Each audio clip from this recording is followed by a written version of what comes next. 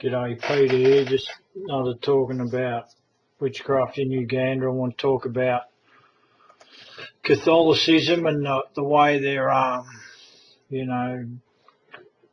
deceiving the people into believing that rosary beads and, the Virgin Mary can help bring life and peace and, healing and all the rest of the stuff that they're brainwashing the Africans with. Catholicism's brainwashing them with, and we come across in Africa. There's so many people they want some advantage, so they believe that that through witchcraft or idolatry or any little items can bring some sort of advantage in the spirit realm and thus so work into their natural life.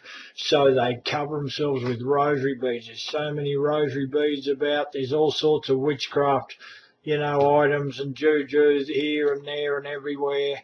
And but rosary beads, are the main thing. So, but they believe more in the Virgin Mary than they do in Jesus, and you might wonder how they do that. So this is the signs the Catholic churches are selling, the 10 Commandments. But these ain't the 10 Commandments. See how I'm the Lord your God, thou shalt have no other gods before me. And then they totally miss out the second commandment and go straight to the third commandment, but they put that as number 2. That the second commandment is, thou shalt not make unto thee any graven image or any likeness of anything that is in heaven above, or that is in the earth beneath, or that is in the water under the earth.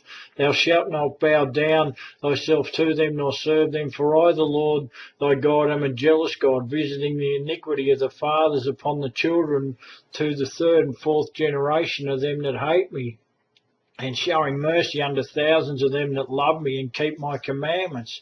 See, the Catholicism totally took that commandment right out of the 10 Commandments, and that's how they can bow down to Mary. They can bow down to statues, idols, images, put faith in crucifixes and rosary beads and all the rest of it, which is bringing curses. It says there that God, is a jealous God, and he'll bring curses to the children to the 3rd and 4th generation. So there's curses going all throughout Africa for everyone putting rosary beads on, believing they're going to bring in, whatever, some sort of blessing.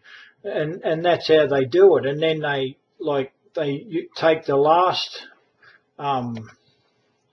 commandment and split it in 2, where they say 9 is you shall not covet your neighbour's wife, and 10 you shall not covet your neighbour's goods. But that's actually the 1 commandment.